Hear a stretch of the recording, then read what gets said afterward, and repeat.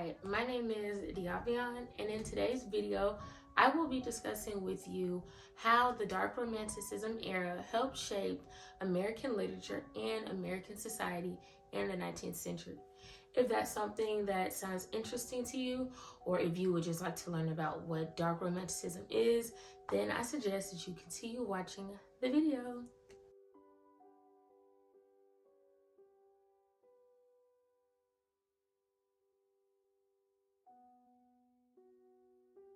At the end of this video, I will be answering my big question, which is, how did Dark Romanticism positively shape and influence American society and American literature during the 19th century?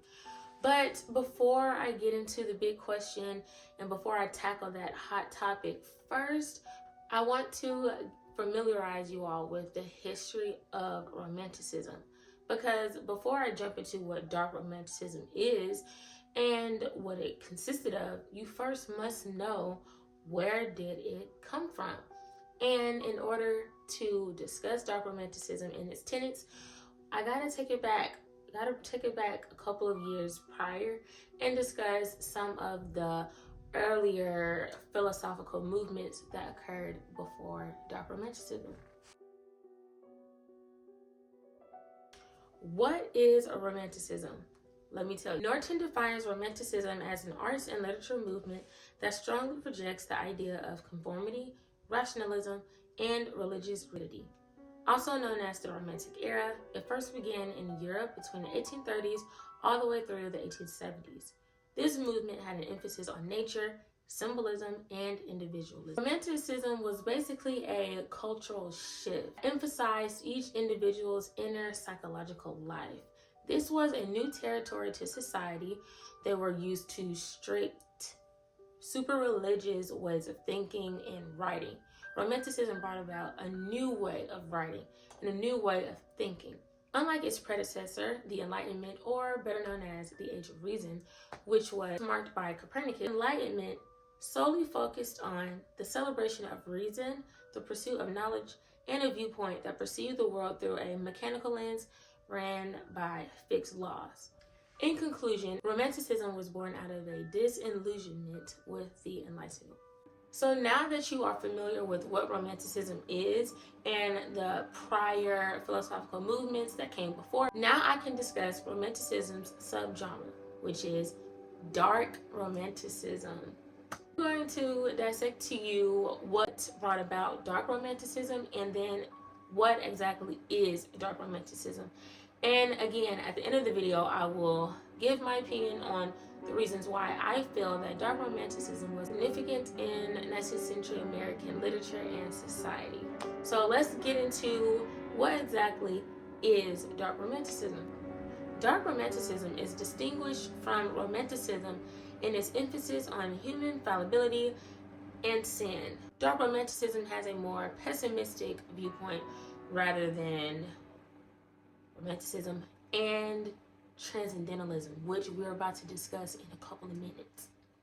Dark Romantics believe that even good women and men can drift towards evil and destruction, and that unintended consequences can arise from positive intended social reform. Many themes in this genre, Dark Romanticism, share characteristics of realism. I would also like to note that the New World Encyclopedia defines Dark Romanticism as a literary subgenre that came from the Transcendental Movement. And the Transcendental Movement was a philosophical movement that was popular during the 19th century. Well, you may be asking, okay, you introduced us to Dark Romanticism. Now, what is this Transcendentalism movement? Don't worry. Let me explain to you what exactly the Transcendental Movement encompass. Transcendentalism is a philosophical and social movement which developed in New England around 1836, influenced by Romanticism. It taught that divinity pervades all nature and humanity. Transcendentalists believed that mankind had an innate quality of perfection. Nature was a spiritual force that was divine and an organic mediator. This era of transcendental thought is what birthed Dark Romanticism. and began this shift in thinking from rigid religious viewpoints to more dark and immoral points of view. That seems quite disturbing. In a sense, it was a positive for the 19th century writers and society because it brought about this sense of reality of human nature and human thought. Again, something unknown to 19th century America. Though transcendentalism in a way created dark romanticism shifts from some of the transcendentalist tenets in a couple of different ways. Now that you know what dark romanticism is and where dark romanticism originated from, I want to just share with you some of the differences that transcendentalists and dark romanticism have with one another, even though they're related to each other. Let's jump into the differences. Difference number one, romanticism focuses on human emotion, emphasizes darker aspects of human nature such as sin and failure, whereas transcendentalists perceive humans to be inherently good and divine. According to transcendentalists, we were all created perfect. We make no mistakes. Difference number two, dark romantics utilize nature as being filled with evil and darkness rather than beauty. Again, unlike transcendentalists, they presume nature to be a spiritual force that was simply divine. Transcendentalists had this whole mindset of humans having this divine aspect and how nature was beautiful. They never used it in a negative way as the dark romantics utilized it. So these are stark differences that I think are important to discuss so that you will have a better idea of what each of these genres encompasses. Though transcendentalism did spark dark romanticism, I just wanted to point out to you that they are quite different. Dark romantic writers did utilize some transcendental writing styles in their works, but again, dark romanticism is completely different. So when discussing dark romanticism, it is very important to name some of the heavy hitter dark romantic writers. I have a few that I would like to mention in this video that I feel are the founding fathers of dark romantic writing.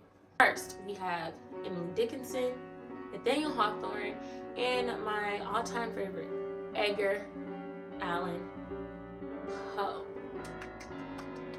So, Emily Dickinson, she was a 19th century poet who lived most of her life in isolation. And interestingly, she wrote and read widely, but her works weren't published until after her death. Nathaniel Hawthorne, he was born in Salem, Massachusetts, and decided to change his name from Hathorne to Hawthorne to separate himself from the legacy of the witch trials. His works include Scarlet Letter and The Ministers of Black Veil. Edgar Allan Poe, an American story writer, poet, critic, and editor, was famously known for his cultivation of mystery and tragedy in his works. He is known for exploring the human psyche, conscious and subconscious, with tales of horror, madness, and morbidity. He drew from his own tragic and self-destructive nature and created a cynical outlook and decided to portray that throughout his work. These three dark romantic writers that I have shared with you all share common dark romantic themes within their works: judgment, sin, human fallibility, individualism, psychological effects of guilt, despair, and death. So now I want to give you guys some examples of the works done by these three romantic writers that are exemplary of these themes. Nathaniel Hawthorne's Scarlet Letter, there is a theme of imposed judgment and punishment for people who commit sin, which results in alienation and self-destruction. Hawthorne has many works where he discusses minority persecution in America. His work, The Scarlet Letter, is also exemplary of that. Readers are able to digest the story because it was something that they could relate to or something that they were witnessing in real time during 19th century America. Emily Dickinson. In Emily Dickinson's It Feels a Shame to Be Alive, she discusses the dark romantic themes of guilt and death. In her other poem, a two-stanza poem called Departed to the Judgment, which contains Christian references concerning life after death, she vividly displays to readers her feelings of fear and uncertainty concerning the concept of death. These are feelings that readers can relate to. Edgar Allan Poe. The Fall of the House of Usher contains many gothic and dark romantic elements to lure in readers. Poe opens up the story by utilizing Gothic imagery to describe nature, which gives the story an ominous tone. He also uses diction such as crumbling house as a metaphor for the crumbling aristocracy at the time. His intentions behind doing this could have been to create a sense of urgency so people could begin to follow and break out of societal standards before losing their minds with the current situation.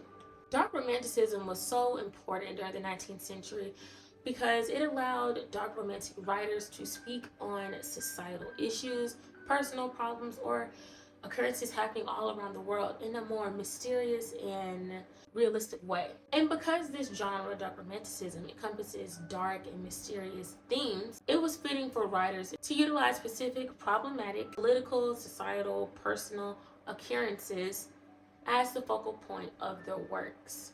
I would also like to include some contemporary examples of dark romanticism: Maze Runner, The Hunger Games, Twilight. Now it's time to answer the big question, which is, how was the dark romantic era a positive influence, or how did it shape 19th century American literature and society? And here are my thoughts. In my opinion, dark romanticism has a more realistic perception of humanity. It truly focuses on real life occurrences that may not be as lovely, but they are real things that humans experience. And because society was not used to discussing or being open about the raw and rigid and even ugly nature of humanity, I think that is also why dark romanticism was so popular during the 19th century. This movement's success strongly relies on the fact that humans are intrigued by fear, evil, and tragedy, which are the themes that most dark romantic users utilize in their work. There isn't an egotistical aura within the writing that falsely claims humans as having no fault or human imperfection. Instead, it's a realistic description of emotions, occurrences that humans experience, which is why it was easier to relate to. Though dark romanticism was a creepy and dark and mysterious genre, its effect was positive in my opinion because it was realistic. It gave writers a unique way of discussing real life problems in a way that would lure in readers and grasp the attention. That concludes my dark romanticism video. I hope that you guys learned a little bit about dark romanticism and its history and what dark romanticism is all about. Thank you so much for watching.